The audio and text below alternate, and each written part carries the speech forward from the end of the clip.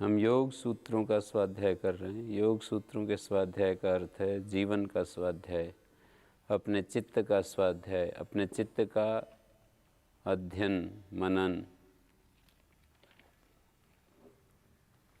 हमारा चित्त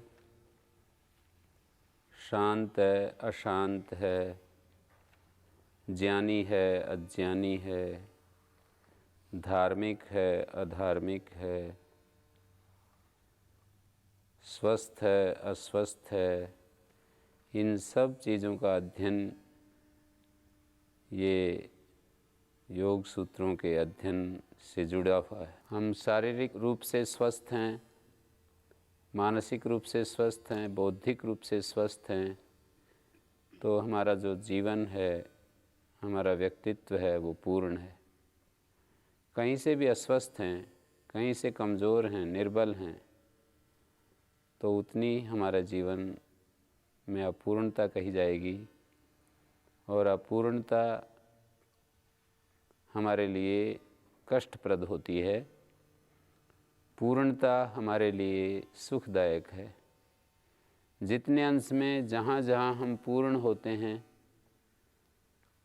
वहाँ हम कितने निर्भय होते हैं। जब आदमी परफेक्ट होता है, किसी चीज़ में पूर्ण होता है, आपने देखा है कोई ड्राइविंग करते समय कि एक परफेक्ट ड्राइवर कैसा निर्भय होकर के चलाता है, और एक जो अपूर्ण है वो कितना भयभीत रहता है। ऐसे एक व्यक्ति जो पूर्ण है किसी विषय में, माने कुछ चीज़ें ऐसी होती हैं जो त्यागने योग्य होती हैं, कुछ ऐसी चीज़ें होती हैं जो पकड़ने योग्य होती हैं।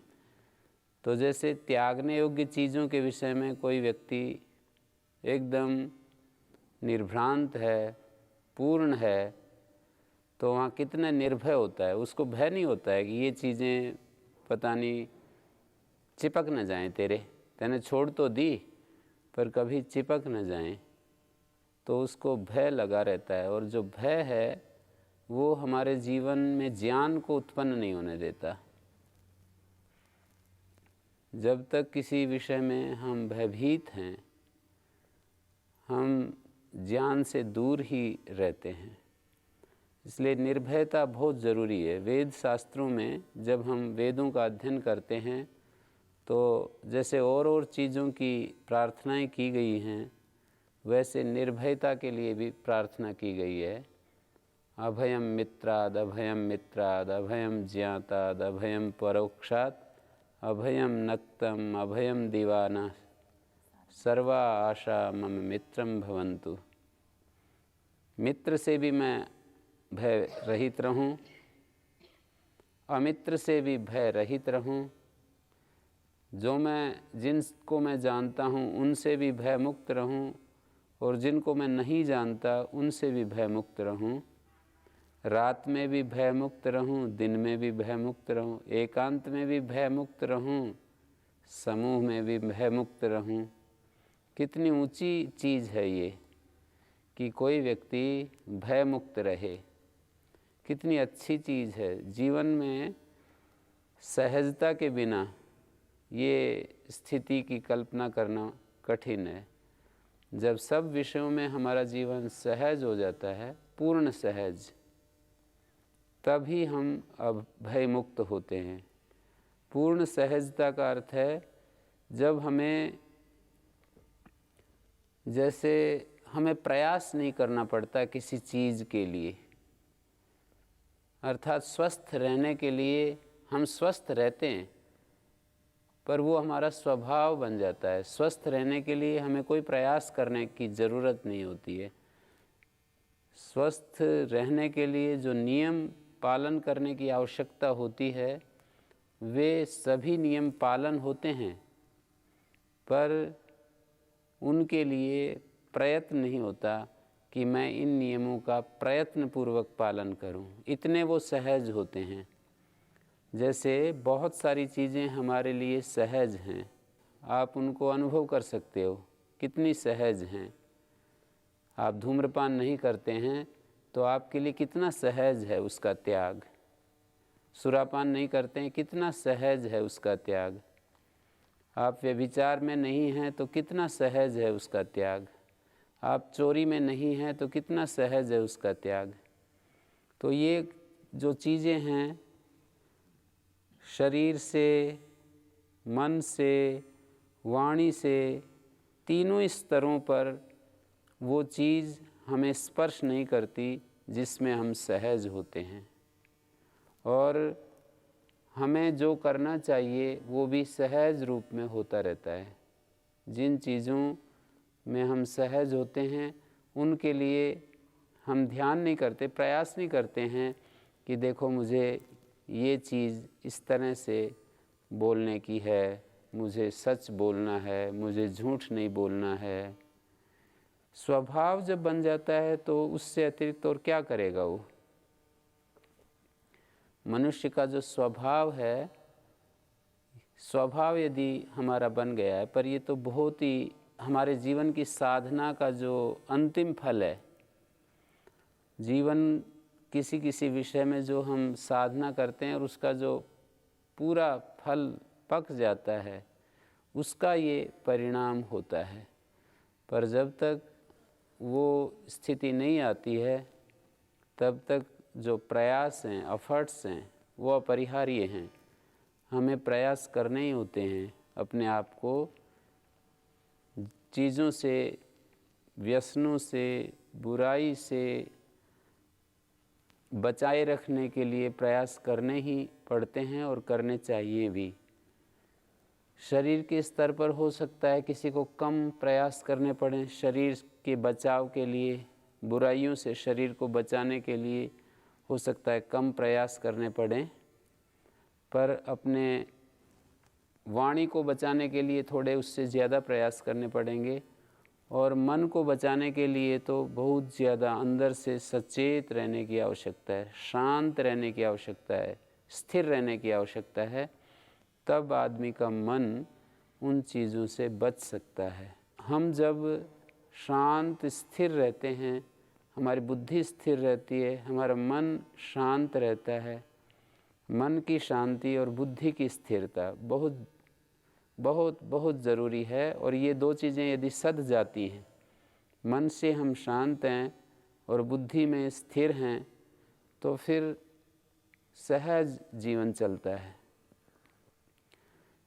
अनावश्यक चीज़ें हमें नहीं घेरती हैं। तो योग शास्त्र का जो अध्ययन है वो हमारे जीवन का अध्ययन है, हमारी वृत्तियों का अध्ययन है।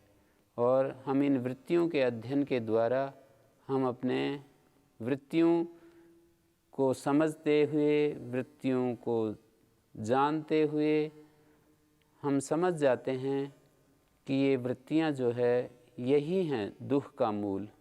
आप मोटे रूप में यूँ समझ सकते हो कि ये जो विचार होते हैं, ऐसे बहुत दिन हो गए आपको ये चीज़ें सुनते सुनते, तो कोई चीज़ बार बार सुनी जाती है तो वो हमारे लिए वो बोधगम्य हो जाती है, उस चीज़ को समझने में हमें कठिनाई नहीं होती है।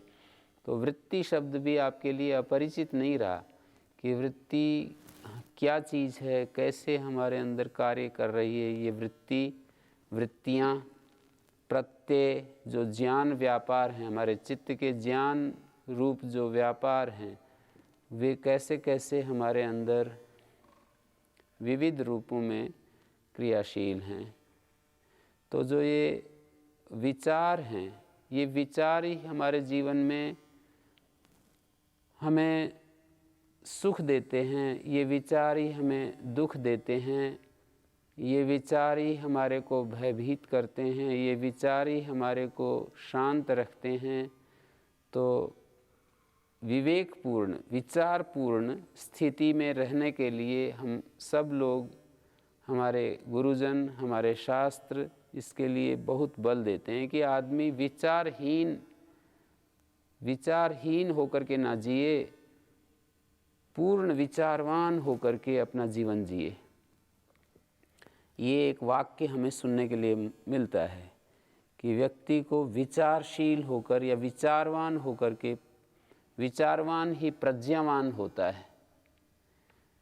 एक ये विचार होते हैं जो आदमी सोचता है, आदमी जो बातें करता रहता है, वो भी तो विचार होते हैं, पर ये एक विशेष अर्थ में प्रयोग किया जाता है ये शब्द कि भाई तुम विचारवान बन करके रहो। विचारवान जब ये शब्द प्रयोग किया जाता है तो उसका मतलब होता है कि आप तुम्हारे अंदर जो कुछ भी ज्ञान के स्तर पर घटित होता है वो चीज़ें घटित नहीं होनी चाहिए जिनसे परिणाम में दुख आए, या उसी समय जब वो विचार आता है तो उसी समय दुख महसूस हो। ये इतना ज़्यादा हमारे शास्त्रकारों ने इस दुख पर विचार किया है कि कहीं से भी हम उस दुख के साथ हमारा थोड़ा सा भी संपर्क ना रहे। इतना अधिक देखो, आप सुनते सुनाते आप एक बात तो समझ ही गए होंगे कि ये दुख की इतनी ज़्यादा चर्चा क्यों होती है, ये दुख के बारे में रोज़ रोज़ इतना प्रवचन क्यों चलता है। हम तो समझते ही हैं कि दुख है, पर ये इतना इसलिए होता है, ये इतनी चर्चा इसलिए होती है, इसके बारे में इतना प्रवचन इसलिए चलते हैं कि एक्चुअल में हम नहीं समझते हैं दुख को, और हम सुख को भी एक्चुअल में नहीं समझते हैं कि ये सुख क्या चीज़ है। तो हमारे शास्त्रकारों ने जो जानने योग्य चीज़ें हैं उनमें से ये जो दुख है इसको भी एक जानने योग्य प्रमेय कोटि में रखा है। प्रमेय का मतलब जो जानने योग्य चीज़ें हैं उनमें से दुख भी एक जानने योग्य चीज़ है। कितना इसको महत्व दिया है कि ये लापरवाही से या ये इसको ऐसे ही छोड़ने लायक चीज़ नहीं है। ये बहुत इस पर जितना अधिक गहराई से हमारा इस पर विचार होगा, हमारी समझ इसके प्रति जागृत होगी, ये समझ लो कि अध्यात्म उतना ही हमारे लिए सहज हो जाएगा। ये दुख और सुख का जो कॉन्सेप्ट है ये कितना दिव्य है। यहाँ योग सूत्रों में जो सुख की बात, ये जिसको हम मोक्ष कहते हैं, जिसको हम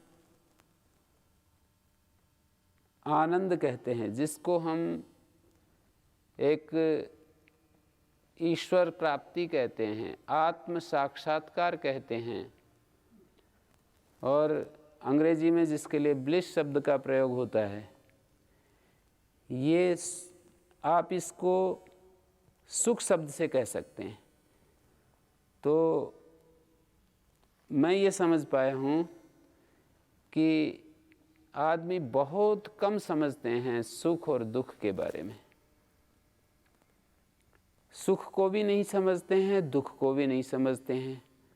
सुख और दुख इन दोनों को न समझने के कारण से सारा संसार भ्रमित है, सारा संसार भ्रांत है। इसलिए देखो कितना योग सूत्रकार ने अपने त्रिपाद के आरंभ में ही कह दिया है कि हमारी जो मनस्थिति है, हमारी जो आंतरिक स्थिति है वो ये है, हमारी ज्ञान की जो स्थिति है वो ये है कि हम जो दुखपूर्ण चीज़ें हैं उनको हम सुख समझते रहते हैं। अनित्या शुचि दुखानात्मसु नित्य शुचि सुखात्म ख्यातिरा विद्या। ये जो हमारा ज्ञान है वो ऐसा है कि हम दुखपूर्ण चीज़ों को हम सुख समझते हैं। तो ये हमारे चित्त की दशा का वर्णन है, हमारी चित्त की स्थिति का वर्णन है, हम कहाँ खड़े हैं। एक दशा होती है, एक दिशा होती है, एक दायित्व होता है।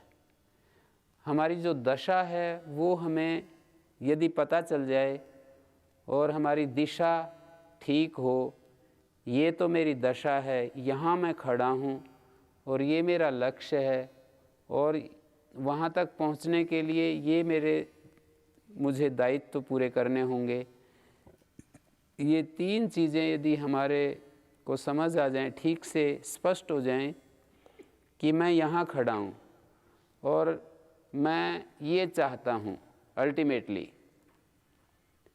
ये मेरी मनस्थिति है। जैसे कोई आदमी कहे मेरे पास 1,00,000 रुपए हैं, घर की पूंजी, मेरे पास जो पूंजी है वो 1,00,000 रुपए है। मैं ये चाहता हूँ कि मेरे पास 1 अरब रुपए हो जाएं।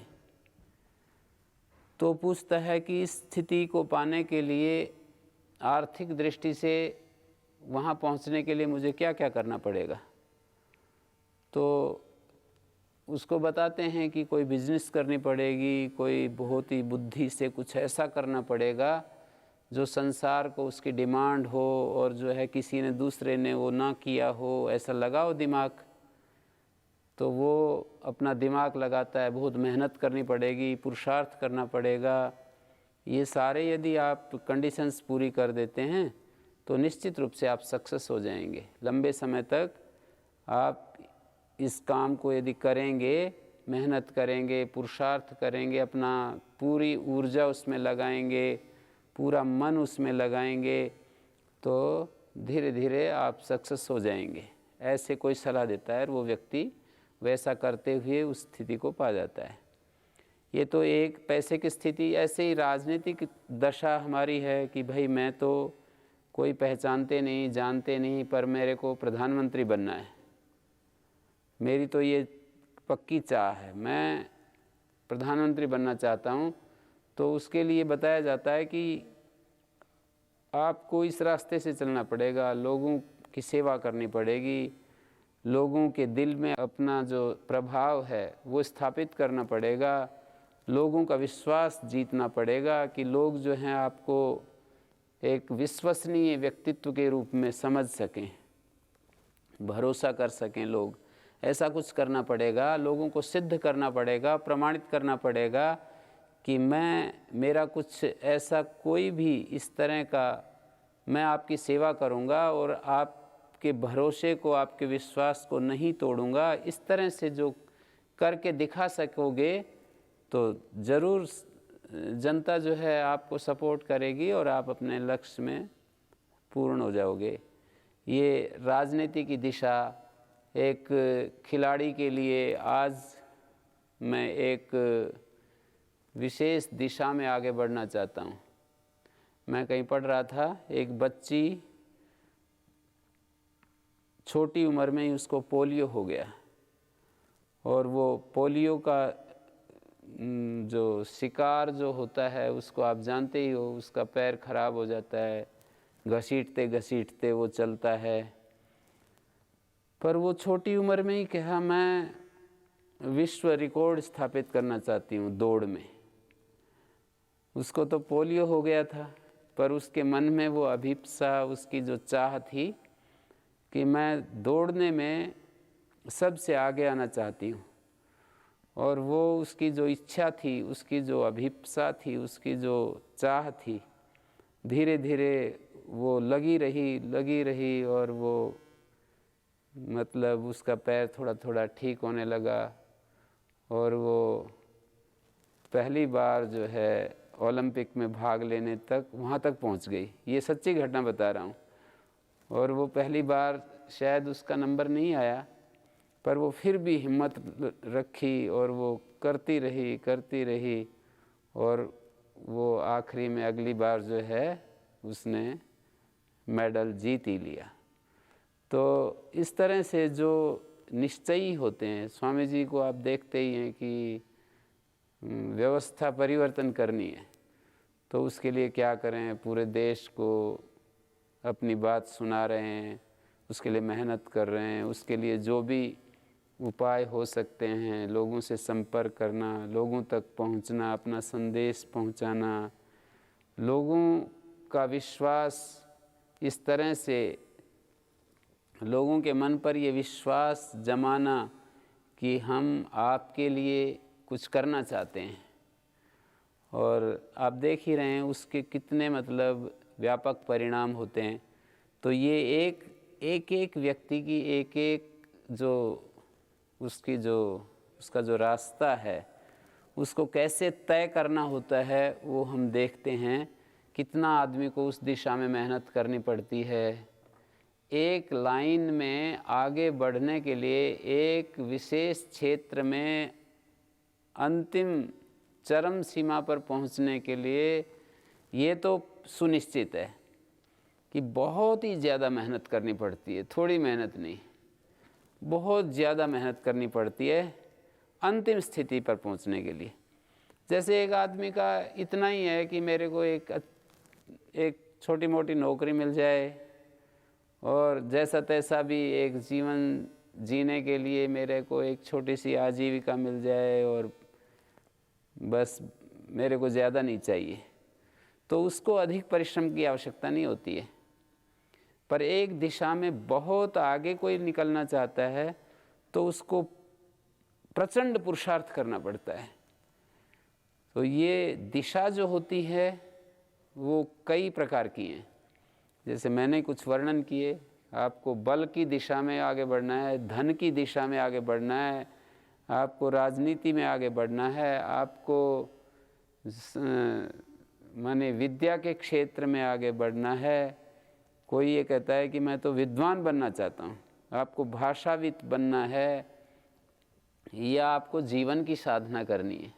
छोटी मोटी साधना के लिए किसी भी दिशा में उसके लिए ज़्यादा प्रयत्न नहीं करना पड़ता। आपको बहुत बड़ी उपलब्धि चाहिए और आप उसमें अंतिम तक पहुंचना चाहते हैं तो वो सामान्य प्रयत्न से नहीं होता है। तो आप अपने चित्त को पूरा निर्दोष बनाना चाहते हैं, आपने अपने चित्त को पूरा ज्ञान से भरना चाहते हैं। पूरा निर्दोष बनाने का मतलब पूरा अज्ञान से मुक्त होना चाहते हैं और पूर्ण ज्ञानवान बनने का मतलब विचारवान बनना चाहते हैं, प्रज्ञावान बनना चाहते हैं। तो उसके लिए बहुत मेहनत करनी होती है, पुरुषार्थ करना होता है।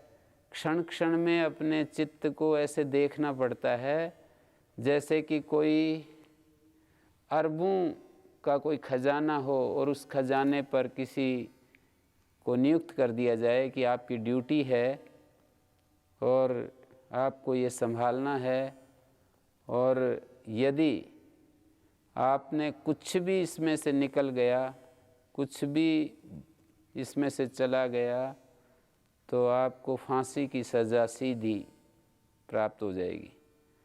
आपको सीधी फांसी ऐसे किसी संतरी को बता दिया जाए तो वो जितना सावधान होता है, एक तरफ उसको मौत दिखाई देती है, दूसरी तरफ उसको अपना कर्म दिखाई देता है, और वो सावधान होकर के उस काम को करता रहता है। तो इसी तरह से हम साधकों के लिए, हम सब साधकों के लिए अपने चित्त रूपी खजाने को सुरक्षित रखने के लिए हमें कर्म करना होता है। हमें कुछ मतलब इसके लिए सुरक्षा के लिए पूरा एक प्रबंध करना होता है। जो लोग इसको कर डालते हैं, जो लोग इसको ईमानदारी से करने में समर्थ हो पाते हैं, वे विजयी हो जाते हैं इस काम में। धीरे धीरे उनका वो खजाना सुरक्षित हो जाता है और वो अपने जीवन को आगे ले जाते हैं। तो ये जो चित्त का अध्ययन है, ये हमारे वृत्तियों का जो अध्ययन है, यही है योग शास्त्र। इसी को जीवन कहते हैं। जीवन और चित्त कोई अलग चीज़ नहीं है। आप जीवन कहो, आप चित्त कहो, एक ही बात है। क्योंकि हम जो कुछ हैं वो हमारा चित्त ही साकार रूप धारण किए हुए है।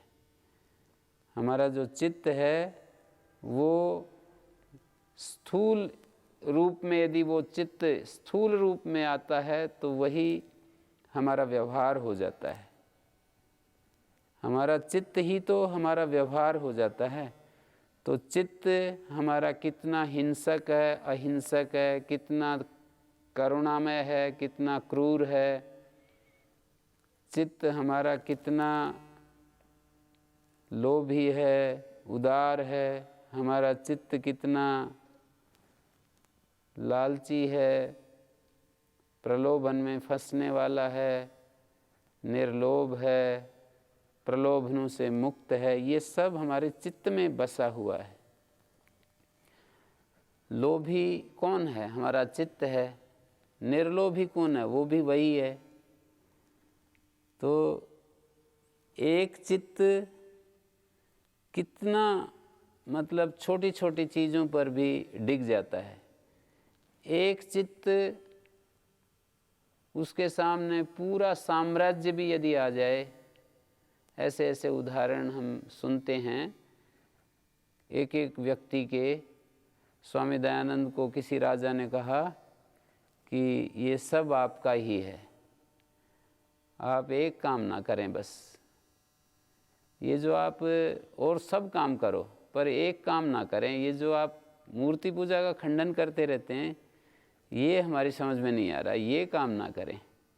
लोगों की, कितने लोगों की श्रद्धा है, आस्था है, उससे वो टूटती है आस्था, और लोग जो हैं एक प्रकार से, हमारी समझ में नहीं आ रहा है कि उससे क्या विशेष लाभ होगा। राजा ने कहा कि हमें ऐसा लगता है कि इससे और ज़्यादा लोगों में नास्तिकता बढ़ेगी। तो उन्होंने कहा नहीं, ये तो मुझे लगता है कि यही वो चीज़ है जो हमारे देश को कमज़ोर कर रही है और हमारे देश को कमज़ोर किया है और अब भी कर रही है। मेरे को जो समझ आ रहा है मैं तो उसको बदल नहीं सकता हूँ। और राजा ने कहा कि देखो कि मतलब ये इतनी बड़ी संपत्ति आपको कोई नहीं देगा। मतलब एक गद्दी के वो थे, महंत थे, राजा नहीं महंत थे, जिन्होंने इस तरह का प्रस्ताव रखा। एक बड़ी गद्दी और उसके वो महंत थे, उन्होंने ऐसा प्रस्ताव किया। तो उन्होंने कहा कि ये जो चीज़ है जो आप मुझे देना चाहते हो, ये तो मुझे घर में भी मिल जाती और मैं मेहनत करता, पुरुषार्थ करता, ये सब मैं कमा सकता था। तो ये मेहनत की बात थी। और एक राजा की भी ऐसी बात थी। एक राजा ने भी उनके सामने ये प्रस्ताव रखा और फिर राजा ने ये कहा कि आपको इतना ऐश्वर्य, इतना धन दौलत देने वाला नहीं मिलेगा। तो उन्होंने कहा कि ये तो ठीक है कि नहीं मिलेगा, पर आप भी सोच सकते हैं कि ऐसे कोई छोड़ने वाला भी आपको नहीं मिलेगा, ऐसे ठुकराने वाला भी नहीं मिलेगा। तो एक आदमी छोटी छोटी चीज़ पर फिसल जाता है और दूसरे आदमी को लाखों करोड़ों का प्रलोभन भी उसके मन को विचलित नहीं करता। ये कौन सी चीज़ है व्यक्ति के अंदर? उसकी जो चित्त की स्थिति है। चित्त की स्थिति क्या चीज़ है? उसके अंदर जो वो देख रहा है चीज़ों को कि तुझे इस काम को करने से कितना तो लाभ होगा, कितना घाटा होगा, ये जो उसके सामने स्पष्ट चित्र होता है, वही उससे वो सब कर्म करवाता है। कृष्णमूर्ति का मैं उदाहरण इसी तरह का एक मेरे सामने है कि एनी बेसेंट उसको भारत से ले गई और उसको पढ़ाया लिखाया, उसको माने स्टार ऑफ द ईस्ट कह करके उनके बारे में बहुत प्रचार प्रसार हुआ और अरबों खरबों की संपत्ति उसके नाम, लोगों ने उनके नाम से अरबों खरबों, उस समय 100 वर्ष पहले की बातें बता रहा हूँ, लगभग 100 साल पहले या 70-80 वर्ष पहले की बात बता रहा हूँ कि बहुत बड़ी संपत्ति उनके नाम से पूरे विश्व में जो है वो एक संस्था बना दी और उनके नाम से लोगों ने, वो किसी ने मतलब चल संपत्ति, किसी ने अचल संपत्ति, सब उनके नाम कर दिया। और उनको एक अवतार के रूप में जिस दिन उनको घोषित होने के लिए पूरी विश्व से सभा बुलाई गई और उनके सामने ये प्रस्ताव जैसे ही रखा गया तो उन्होंने सारी सभा में बड़े सहज रूप से अस्वीकार कर दिया कि मेरा इस संस्था से आज से कोई संबंध नहीं है और मेरी अंतरात्मा इसके लिए गवाही नहीं देती। मैं मनुष्य को कैद करने के लिए नहीं आया, मैं तो मनुष्यों को मुक्त करने के लिए आया हूँ। और वो उससे मुक्त हो करके और अपने ढंग से उन्होंने जीवन जिया, अपने तरीके से वो पूरे जीवन, मतलब उनको यद्यपि कोई कमी नहीं थी, पर आदमी के सामने जो प्रलोभन है, जो उसके सामने चीज़ें हैं, उनको ठुकराने के लिए, उनको त्यागने के लिए बहुत बड़ी एक उत्तम अंदर से स्थिति चाहिए। उसको एक बहुत ही अपने ऊपर भरोसा चाहिए, विश्वास चाहिए। तो एक व्यक्ति त्याग रहा है, दूसरा व्यक्ति प्रलोभन में आकर के पकड़ रहा है। ये दो जो दृश्य सामने हैं हमारे, एक व्यक्ति बहुत मेहनत कर रहा है, एक व्यक्ति आलस्य में अपना समय गंवा रहा है। ये जो दो विरोधी दृश्य हम देख रहे हैं कि कितना मेहनत कर रहा है एक व्यक्ति, दूसरा व्यक्ति कुछ भी नहीं कर रहा है, बस ऐसे ही समय काट रहा है। समय को मतलब थोड़ा थोड़ा करके उसको समय को एक प्रकार से पूरा कर रहा है जैसे तैसे। तो ये सारी जो स्थितियां हैं ये हमारे चित्त से, हमारे ज्ञान से, हमारी बुद्धि से जुड़ी हुई चीज़ें हैं।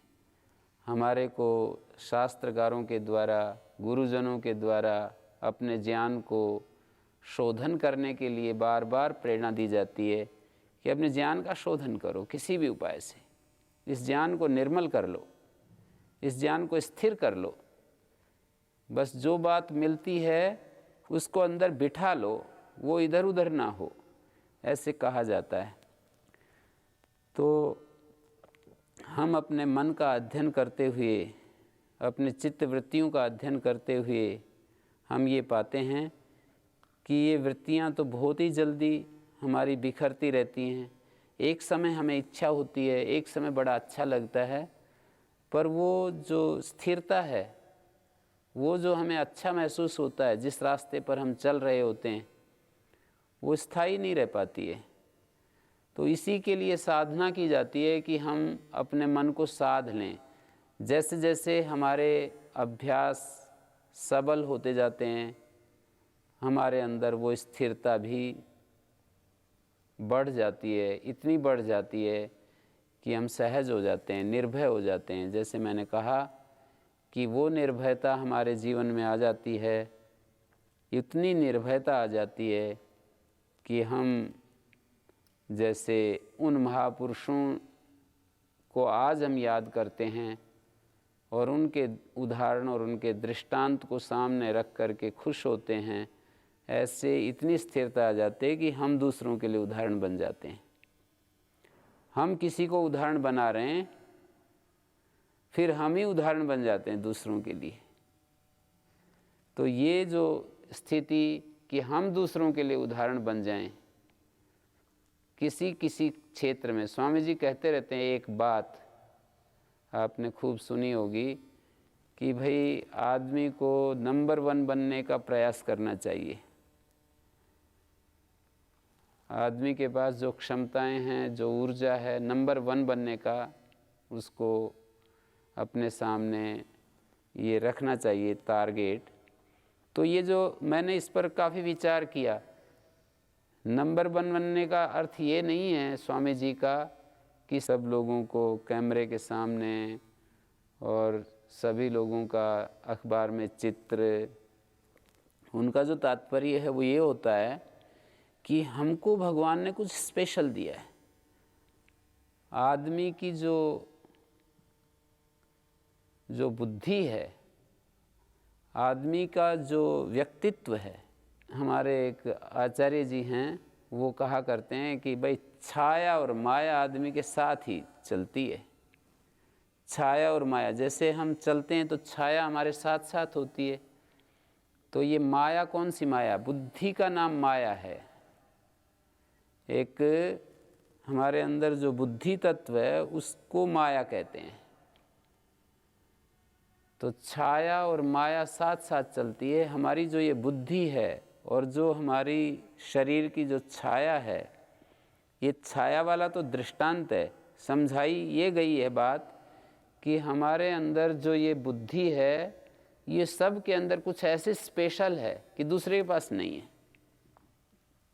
उसको हमें पकड़ना चाहिए, हमें नकल करने की ज़रूरत नहीं है बिल्कुल भी।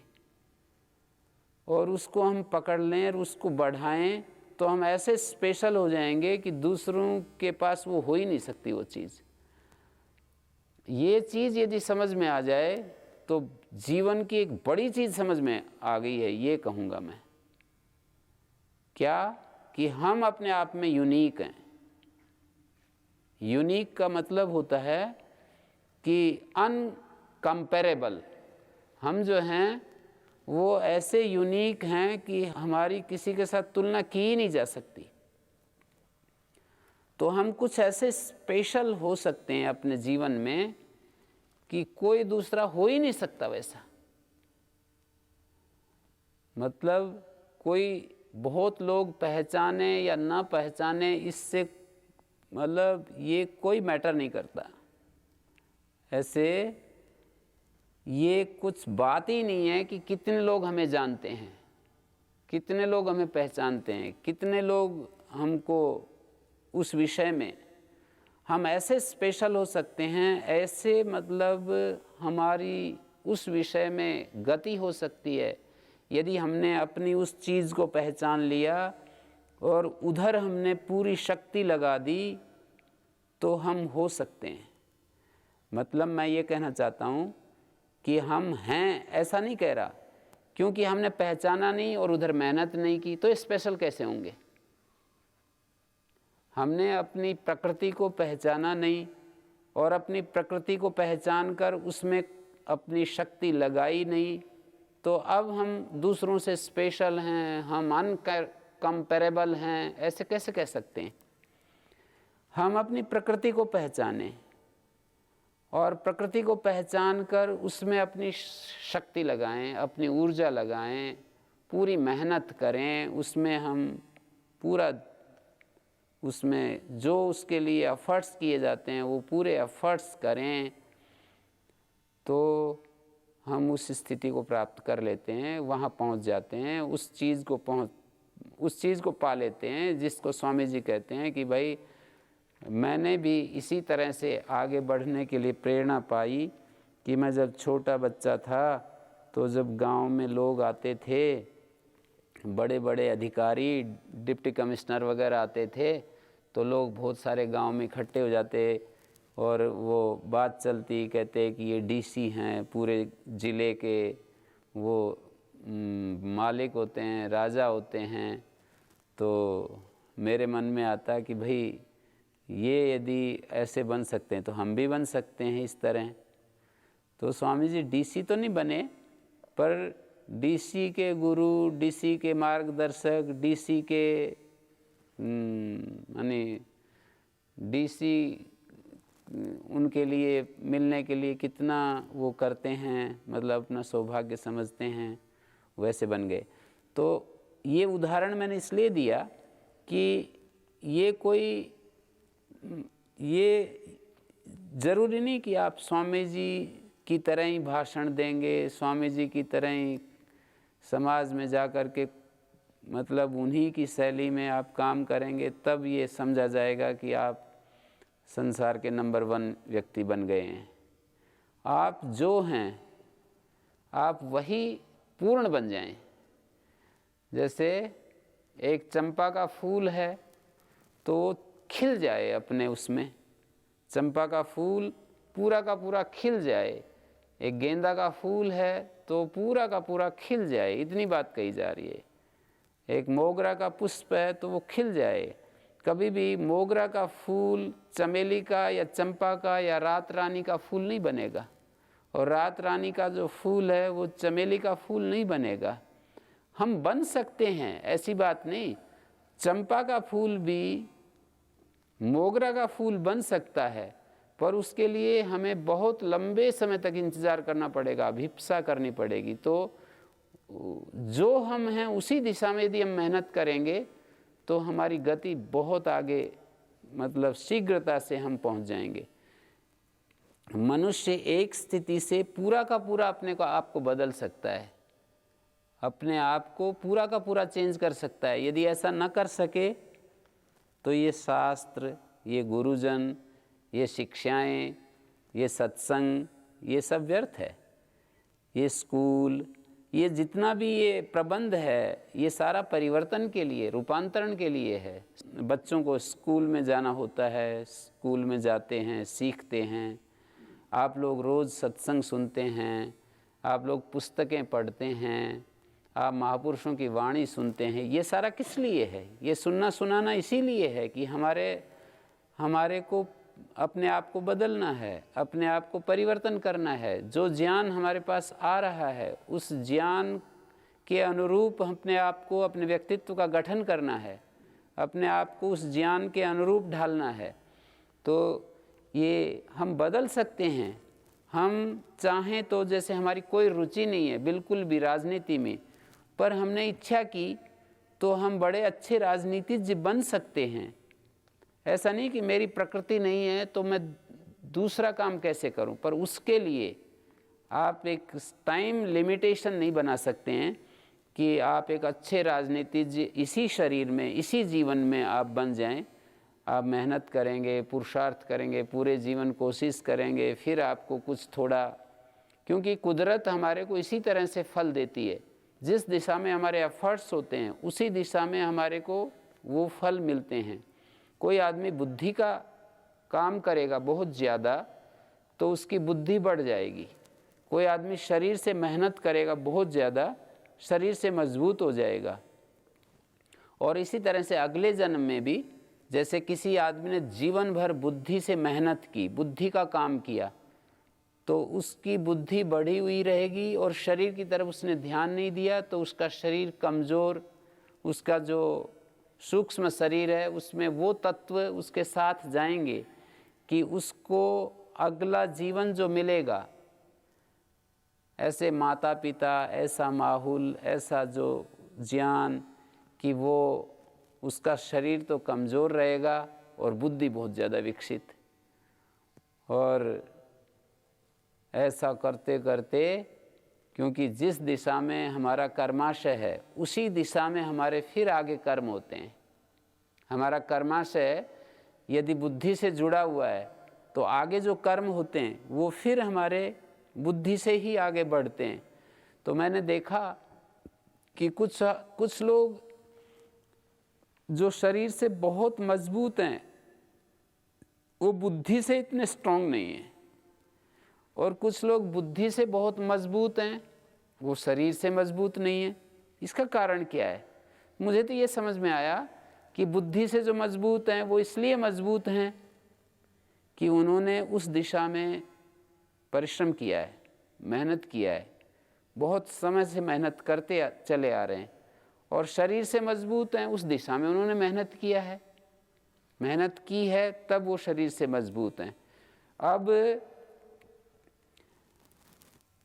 एक वो जो अभी भी एक वैज्ञानिक का नाम लेते हैं, हॉकिंस के नाम से उनको पहचानते हैं, और केवल वो ओठ हिलाते हैं, उससे भी जो है कुछ न कुछ सूचनाएं ले लेते हैं, और वो ठीक से चल फिर भी नहीं सकते हैं।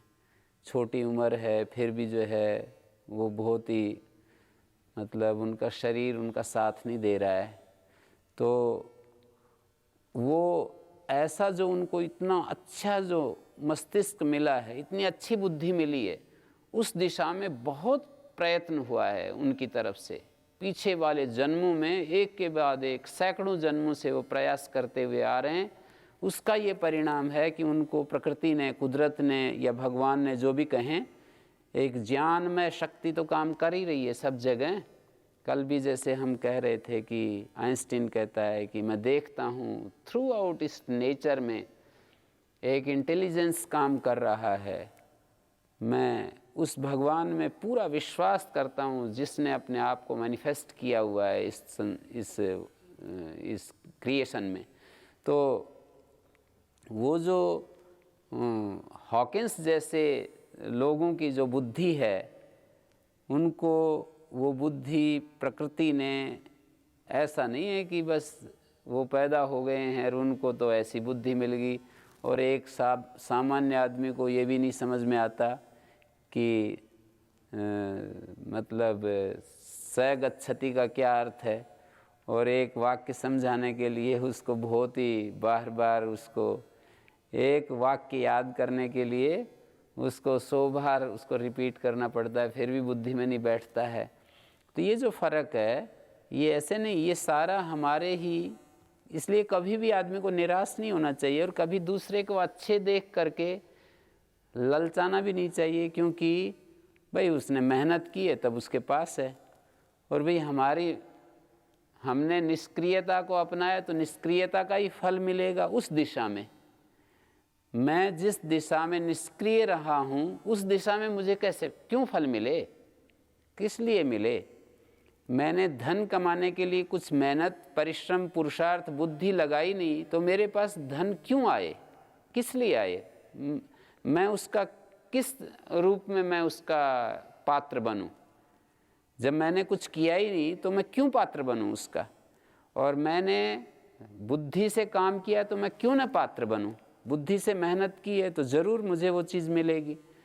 तो इस तरह से हमारे को ये समझ लेना चाहिए कि एक एक कर्म के प्रवाह से हमें वो चीज़ मिलती है।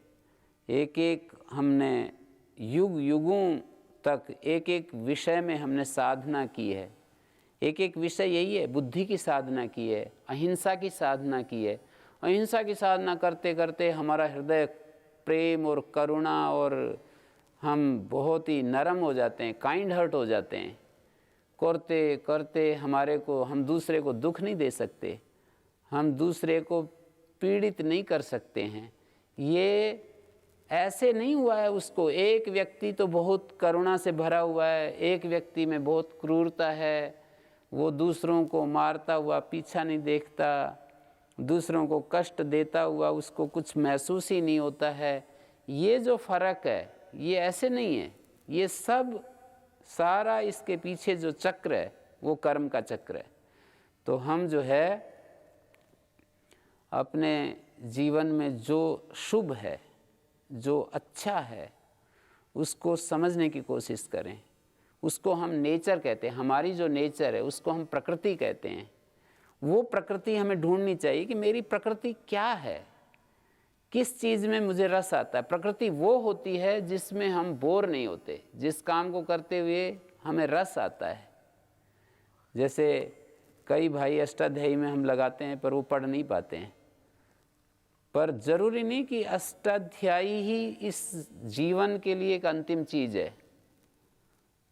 अष्टाध्यायी पढ़ने के लिए कोशिश की पर वो पढ़ नहीं पा रहे हैं तो वहाँ फेल हो गए, तो इसका अर्थ ये नहीं कि सब जगह ही आदमी फेल हो जाएगा। कुछ इस समष्टि के लिए वहाँ फेल होकर के भी इतना अच्छा कर सकता है कि वो बहुत ही अद्भुत होगा।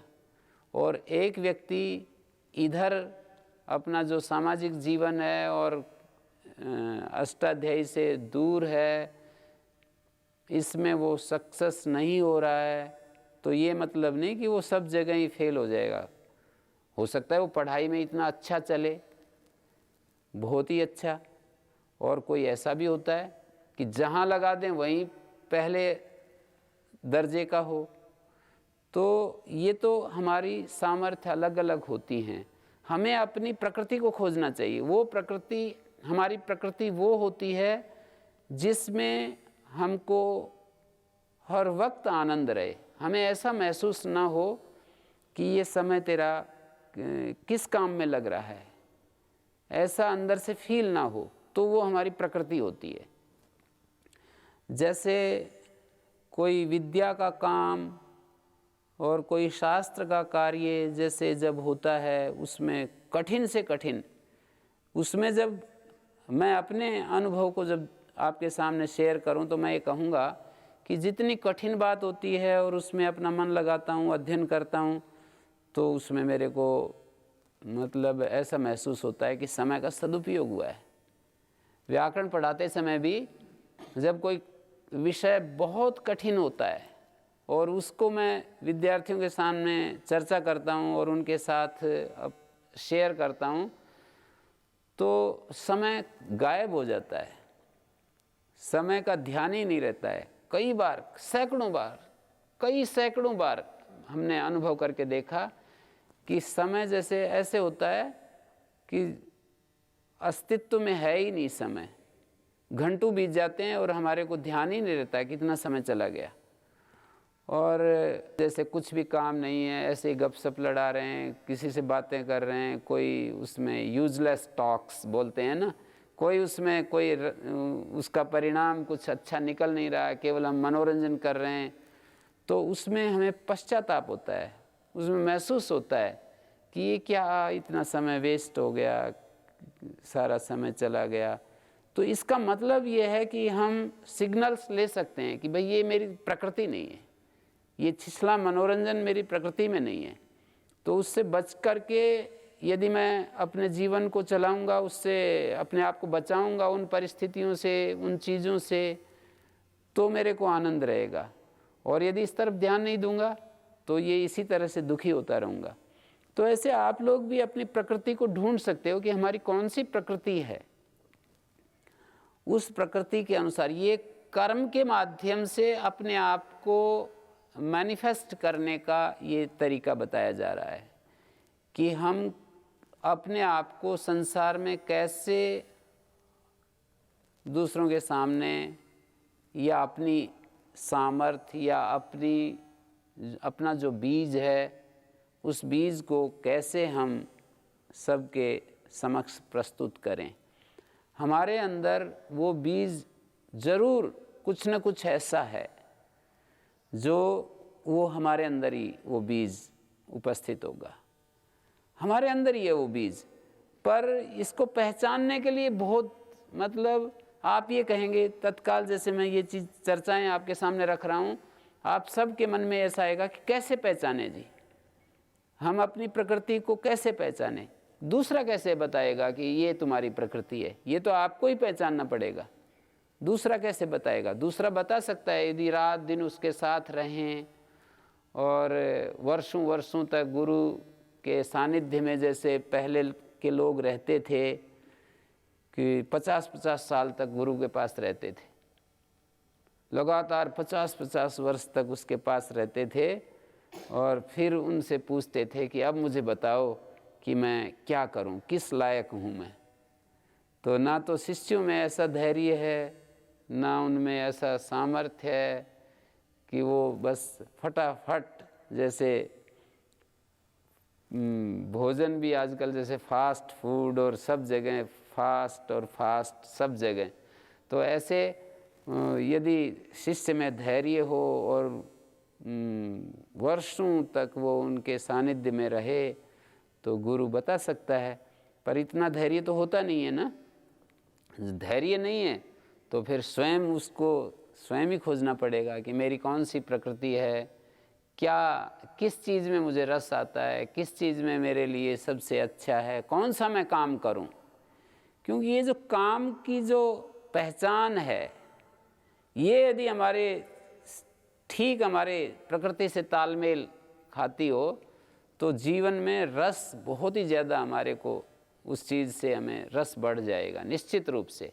मैं मतलब इस बात को मैंने ध्यान दिया है और बहुत ज़्यादा इस पर मेरा ये प्रिय सब्जेक्ट है कि हम अपनी प्रकृति की खोज करें और उसी के द्वारा हम संसार में अपने कर्म का चयन करें।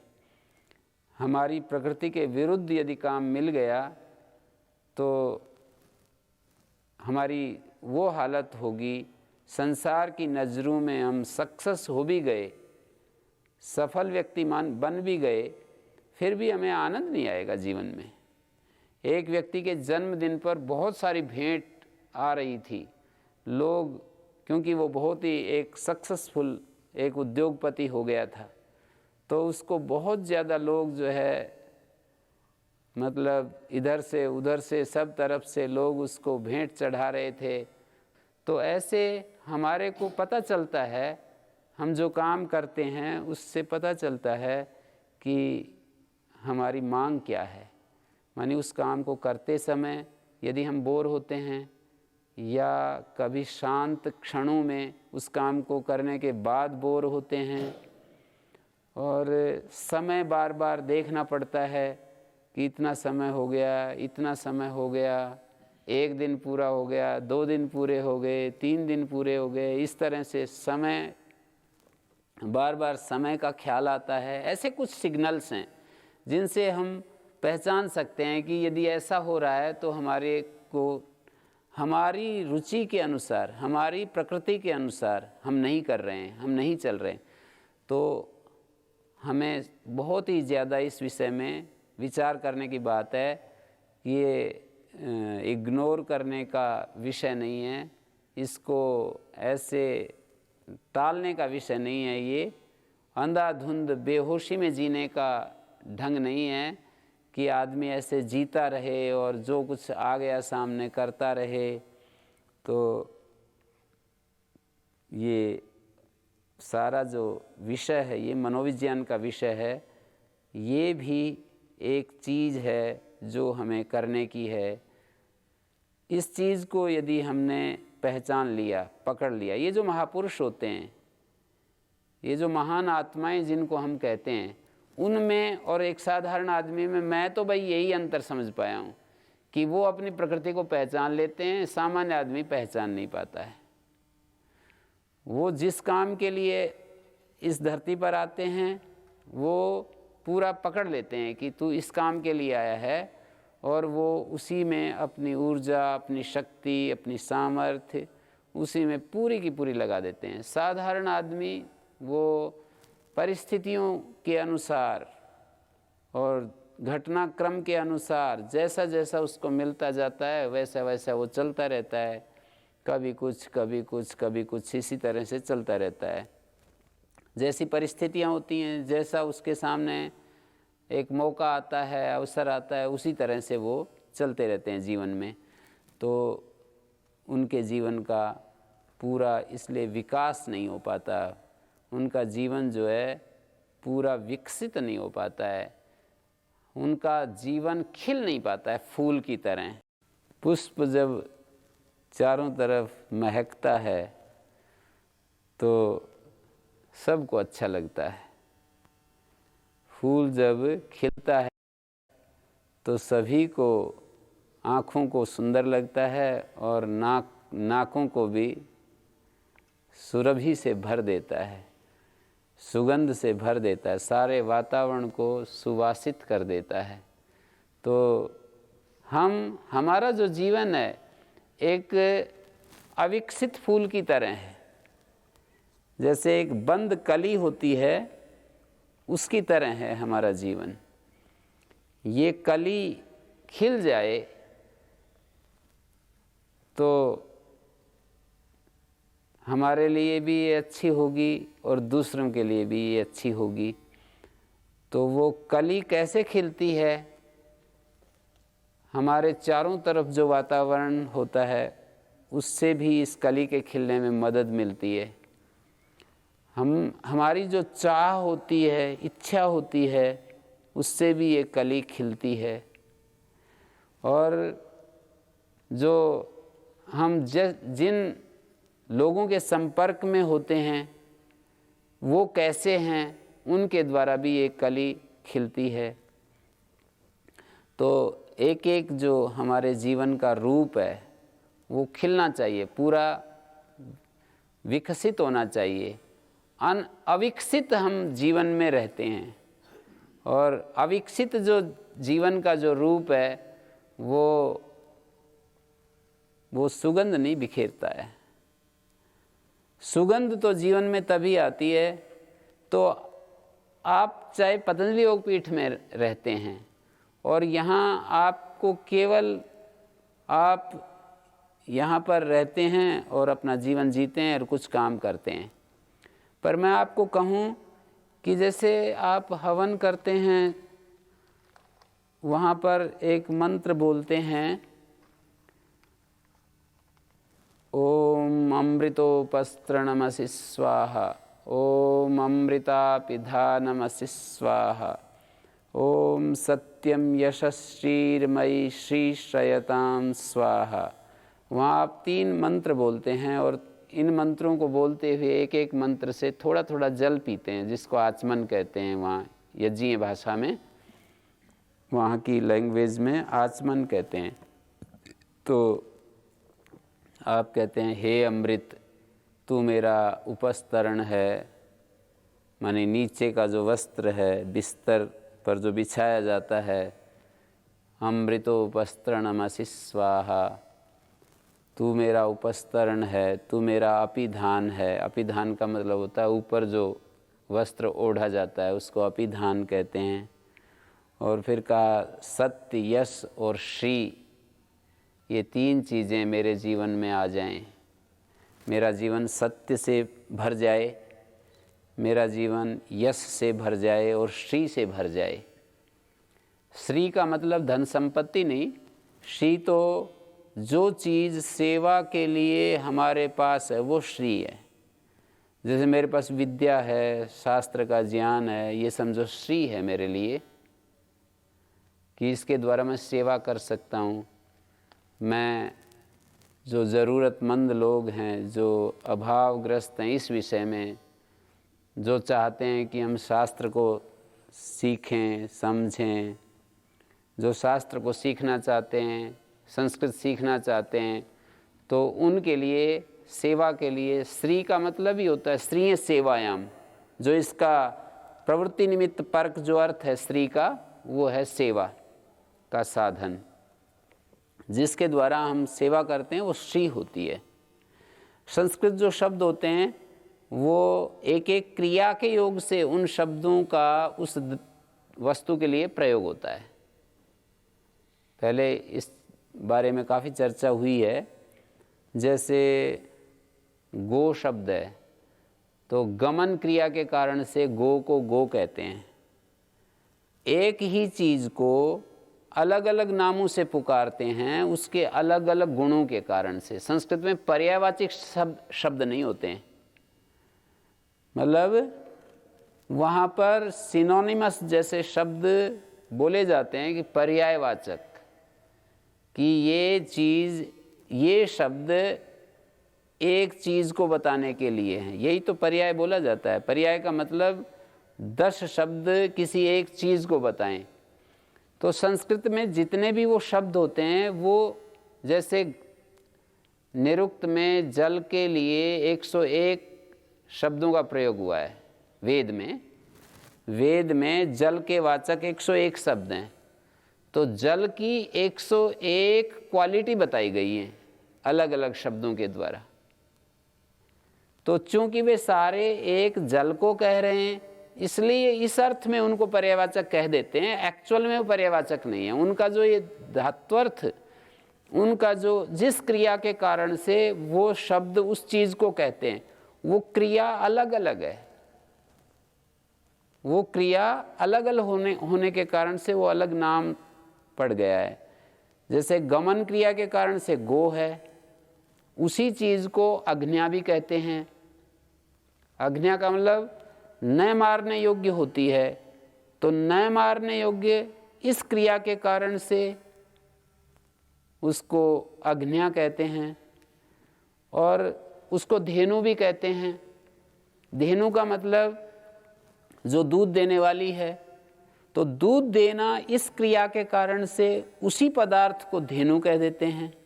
तो मैंने 3 नाम लिए, धेनु, गो, अग्न्या। ये तीनों नाम अलग अलग गुणों के कारण से, जैसे वृक्ष है तो वृश्चन क्रिया के कारण से उसको वृक्ष कहते हैं। और तरु पानी में डाल दें तो तैरता है। वृश्चन का मतलब काटा जाना, काटना, कटना, काटने की क्रिया से उसका संबंध है। वृक्षों को काटते ही हैं, तो काटने की क्रिया के कारण उसको वृक्ष कहते हैं। उसको पानी में काट कर डाल दें तो वो तैरने लगता है, इसके कारण से उसको तरु कहते हैं। जड़ों से पानी पीता है इसलिए उसको पादप कहते हैं।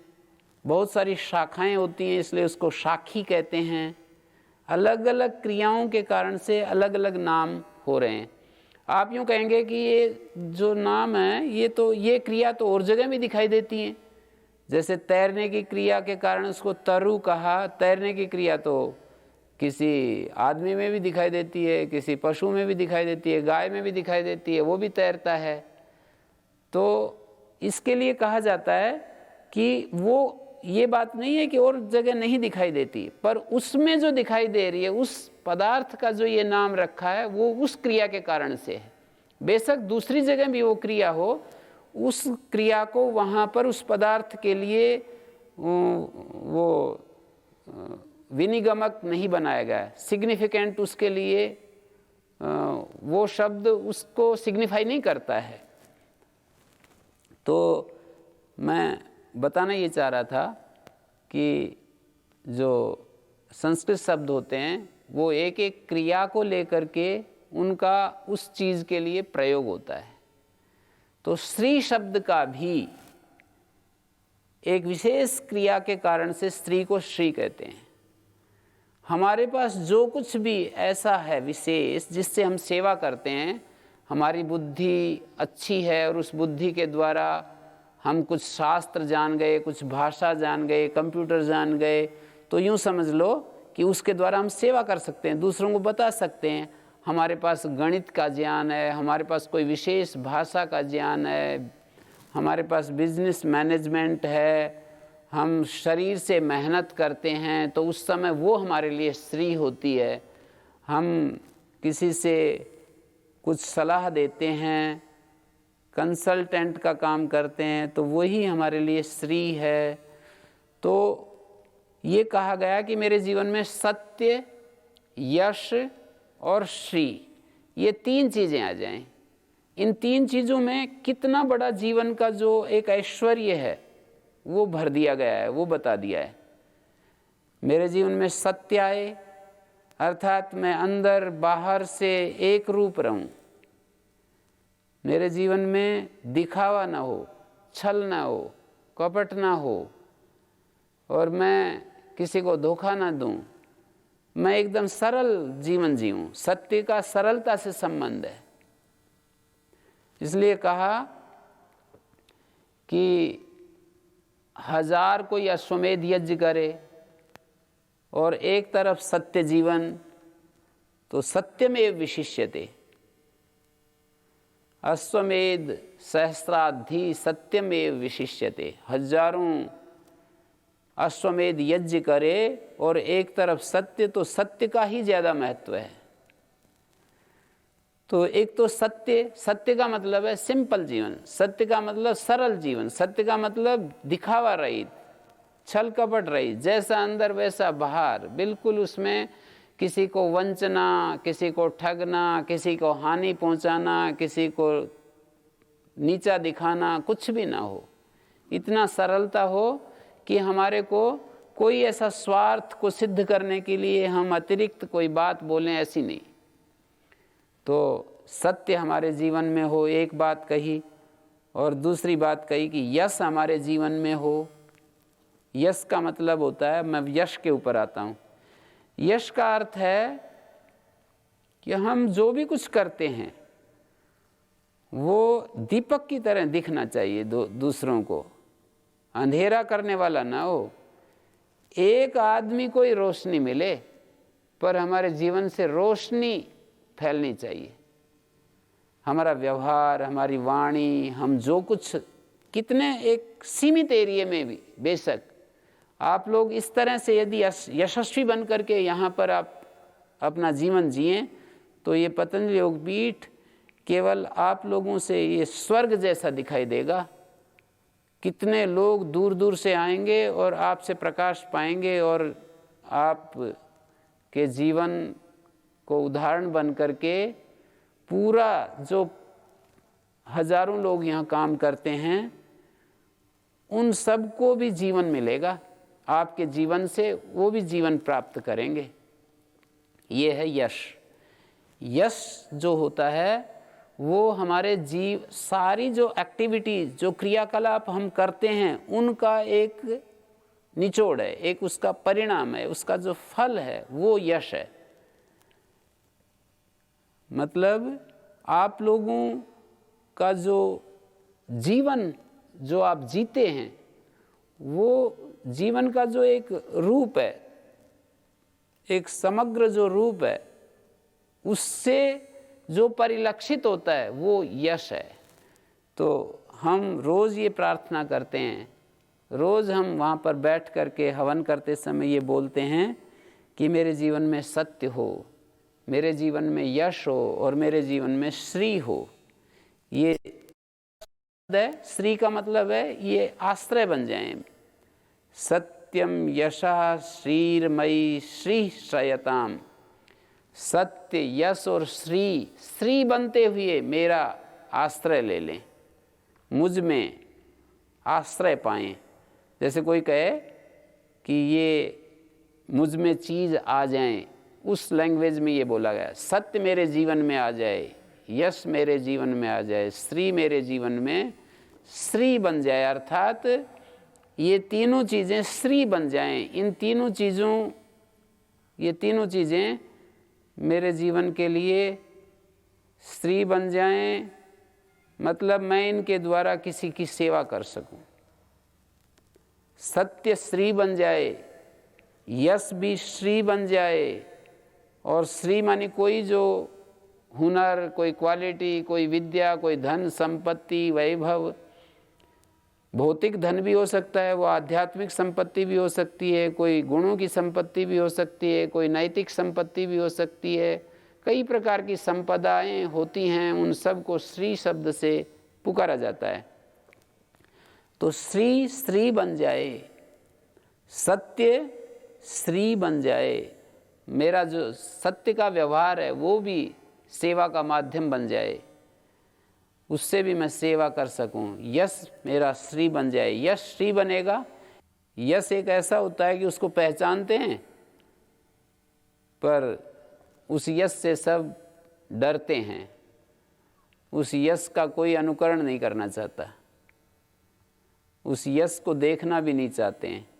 और यश जब हमारा श्री बन जाता है तो दूसरे लोग जो हमारे इर्द गिर्द लोग होते हैं वो उस यश से लाभ उठाते हैं, उस यश को पसंद करते हैं, यशस्वी जीवन से खुश होते हैं। हमारा यश दूसरों के सामने, समाज के सामने, हमारे साथियों के सामने जब यश पहुँचे तो वो हमको, हमारे जीवन को कितना आनंद के साथ, कितना उसको इस पसंदगी के साथ उसको स्वीकार करें कि देखो मेरे में भी ऐसे गुण होने चाहिए। तो आप लोग जो है ये स्वाध्याय कर रहे हो योग सूत्रों का, बहुत सारी बातें इसमें सुनते हो। यदि ये चीज़ नहीं आ रही है आपके जीवन में, सत्य, यश और श्री नहीं बन रहे हैं आपके जीवन में, ऐसा नहीं हो रहा है, तो कुछ चूक रहे हैं आप जो कुछ पढ़ रहे हैं, जो कुछ सीख रहे हैं, सत्संग कर रहे हैं, उसका जो अंतिम जो फल है उससे वंचित हो रहे हैं। तो बहुत ध्यान देने की चीज़ है कि जो आप जीवन जीते हैं उसमें आप कितना उसके प्रति सिंसियर हैं, कितना आप उसमें उसके लिए रुचिमान हैं। तो ये एक बात भी आपने पकड़ ली, रोज़ आप सत्संग करते हो, उसमें एक दो बात भी यदि आप इतने 1.5 घंटे में आप सीख लेते हैं कि ये चीज़ हमें ध्यान देने की है, एक बात भी रोज़ हम यदि पकड़ लें, रोज़।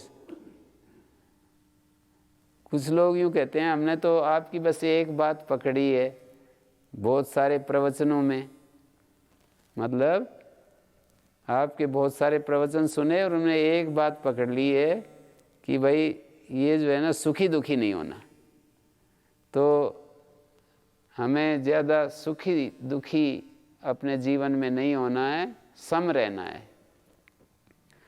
तो ये तो अच्छी बात है कि कोई आदमी ने बहुत दिनों में, 1 महीने में, 2 महीने में, 6 महीने में एक बात पकड़ ली। पर मैं ये कह रहा हूँ कि बहुत सारी बातें मैं सुनाता हूँ, उनमें से एक दो बात रोज़ पकड़नी चाहिए। आपकी रुचि की भी उसमें आ सकती है। सारी बातें हो सकता है आपकी रुचि की ना हो, आपके स्तर की ना हो, आपकी समझ की ना हो, और कुछ बातें आपको समझ में भी ना आ रही हों। पर इतनी देर में जो चीज़ आपके हृदय को, उसमें ज़्यादा दिमाग नहीं लगाना पड़ता, ज़्यादा उसके लिए कसरत नहीं करनी पड़ती कि वो चीज़ बहुत बुद्धि से जब आप उसका एनालिसिस करेंगे, बहुत उस पर विचार करेंगे, तब वो आपको समझ में आएगी, तब उसको पकड़ेंगे। ऐसा नहीं, इधर आप सुना और उधर आपके हृदय को छू गई वो चीज़ और आपको बहुत पसंद आई सुनते ही, बिना किसी बौद्धिक व्यायाम के, बिना किसी बहुत विचार के, बस आपके अंदर गई और आपको बहुत ही आपको आनंद से भर दिया उसने। यदि ऐसा इस 1.5 घंटे के दौरान यदि ऐसा होता है तो उसको फिर ध्यान देना चाहिए, उसको संभालना चाहिए, उस पर केंद्रित होना चाहिए कि ये बात बहुत अच्छी कही। और कम से कम 1-2 बात रोज़ जो है इस तरह से आपको याद रखनी चाहिए। आप लोगों की ऐसी स्थिति नहीं होनी चाहिए, वो गांव में जैसे बहुत अनपढ़ माताएं जो होती हैं, उनको कई बार सुनाने का मौका हमें मिला तो फिर वो काफ़ी देर तक सुनती रही। हाँ जी, कैसा लगा? तो कहेंगी बहुत अच्छी बात बताई। तो क्या बताया ये तो याद नहीं है जी। तो वो स्थिति नहीं आनी चाहिए। वो बेचारी जैसे बहुत उनको बुद्धि का काम नहीं होता है ना, तो बड़ी सरल होती हैं माताएं, गाँव की माताएं बड़ी सीधी सादी होती हैं, भोली भाली होती हैं।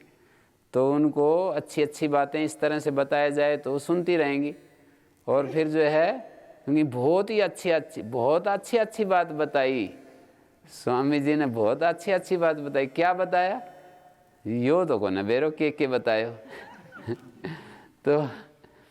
तो हमारे को ऐसा नहीं होना चाहिए। आप लोगों को भी यदि हम यूँ कहें कि क्या बताया जी, अच्छी बताते रहते हो, बस इतना पता है हमारे को, अच्छी बात बताते रहते हो, क्या बताया ये तो नहीं पता जी। तो ऐसा नहीं होना चाहिए। आपको 1-2 बात तो ज़रूर अच्छी पसंद आती होगी, कोई ना कोई, उस पर विचार करना चाहिए। उसके बाद मतलब बाद में और ज़्यादा उस पर स्थिर होना चाहिए कि ये सोचने की बात है, ये ध्यान देने की बात है। ऐसा आप करेंगे तो अब तक तो बहुत ही ज़्यादा आपका ज्ञान, मतलब सुनते सुनते आप तो इतने बहुश्रुत हो गए हैं। बहुश्रुत कौन होता है? जिसने बहुत सुना है वो बहुश्रुत होता है। एक होता है जिसने बहुत पढ़ा है और एक होता है जिसने बहुत सुना है। तो दोनों को एक ही लाभ मिलता है। कोई व्यक्ति बहुत पढ़ा है, वो पढ़ाई के द्वारा वो चीज़ें सीख लेता है, पढ़ते पढ़ते उसको समझ में आ जाती है। जो दूसरे से सुनता है उसको सुनने के द्वारा वो चीज़ें मिल जाती हैं। आप पढ़ाई का काम आपकी जगह मैं कर लेता हूँ, मैं उस बारे में सोचता हूँ, विचार करता हूँ, तो बहुत विचार करके और वो आपके सामने वो चीज़ें रखता हूँ, तो आपको तो बनी बनाई जैसे कोई खिचड़ी या हलवा या कोई बना बनाया भोजन जैसे किसी के सामने परोसा जाता है, ऐसे भोजन तैयार करके लाते हैं और वो आपके सामने परोस देते हैं, आपके सामने उसको प्रस्तुत कर दिया जाता है। तो वो फिर उसको जो है आप किस भाव से उसको लेते हैं। यदि उस भोजन को आप मतलब अन्यमनस्क होकर के उसको ले लेते हैं, ग्रहण कर लेते हैं, तो वो आपका अंग नहीं बनता है। उसको भावपूर्ण स्वीकृति के साथ बड़े मतलब अहोभाग्य के साथ जब आप उसको स्वीकार करते हैं तो वो आपका हिस्सा बन जाता है। तो ये बहुत ही ज़रूरी चीज़ है। मैंने कुछ चीज़ें आपके सामने रखी हैं बहुत आवश्यक। जैसे एक तो हमें अपनी प्रकृति का चयन करने के लिए बहुत इसके लिए ध्यान देने की ज़रूरत है कि हमारी प्रकृति क्या है। हमारी प्रकृति की पहचान हमें होनी चाहिए, ये कोई दूसरा नहीं बताएगा।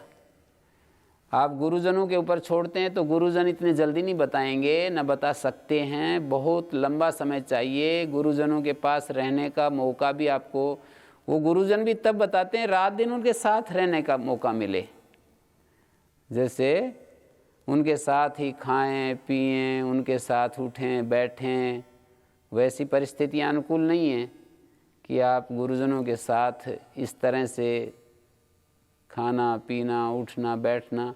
फिर भी मुझे पता लगता है आप लोगों के एक एक के व्यवहार से मुझे थोड़ा आइडिया मिलता है कि इसकी रुचि इस तरह की है, इसकी प्रकृति इस तरह की है, और ये बहुत सिंसियर है, ये बेहोश है, ये कहीं कहीं जो है मतलब प्रमाद करता है, कहीं कहीं ये गड़बड़ करता है, ये इस विषय में बहुत अच्छा है, ऐसे पता लगता है।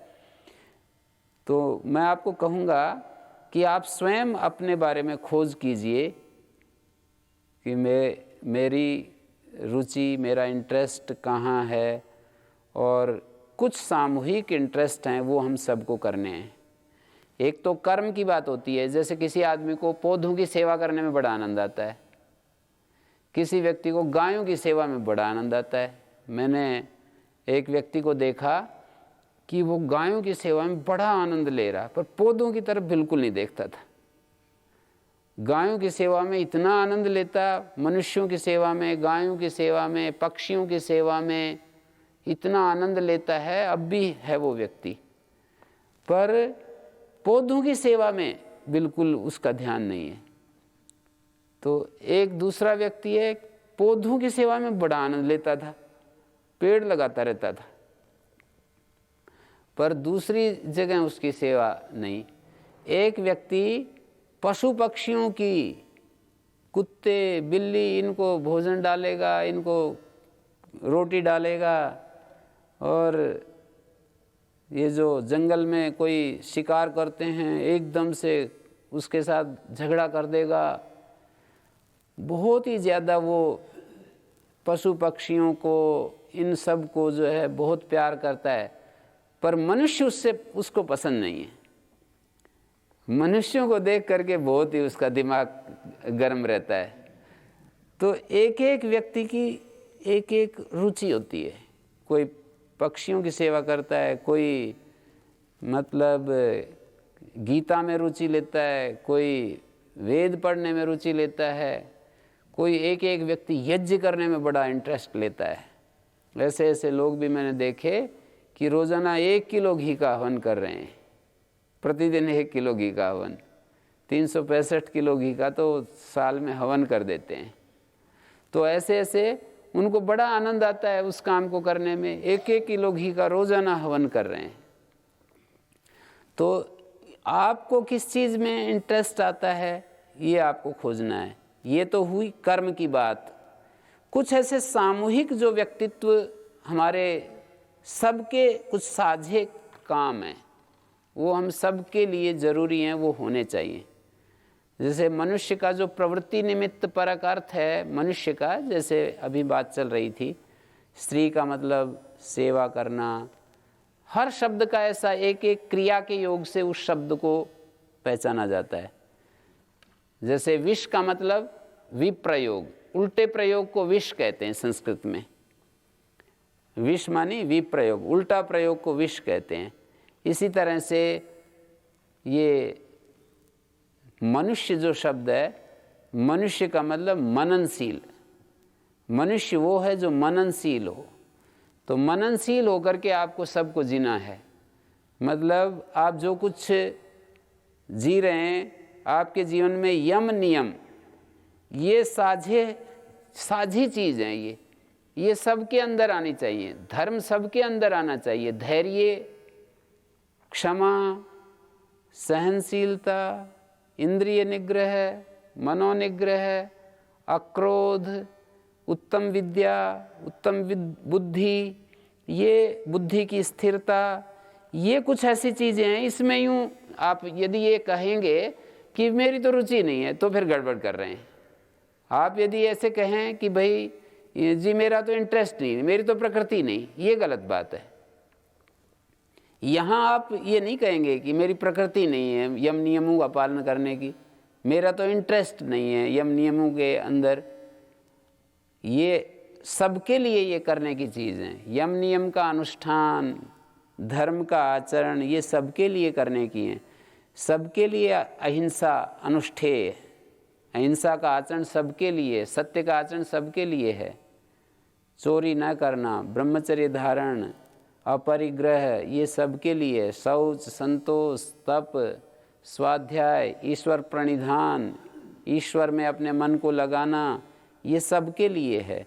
यदि आप यहाँ पर चूक कर रहे हैं, यहाँ पर आपके मन में ये बात आ रही है और मेरी शिक्षा को पकड़ करके आप मुझसे ही ऐसा कहने लगें कि जी हमारी तो प्रकृति नहीं है ऐसी, दूसरी जगह कह सकते हो। जैसे संस्कृत पढ़ने की बात है और कहीं मतलब सेवा की बात है, तो वहाँ कह सकते हैं कि मैं शरीर से मेहनत करूँगा जी, मैं जो है पढ़ाई में तो मेरी रुचि नहीं है, तो वहाँ आप कह सकते हैं। पर आप यहाँ नहीं कह सकते कि जी यम और नियमों का तो मेरा रुचि नहीं है, मैं कैसे करूं। यहाँ आपको करना ही है ये सारी चीज़ें।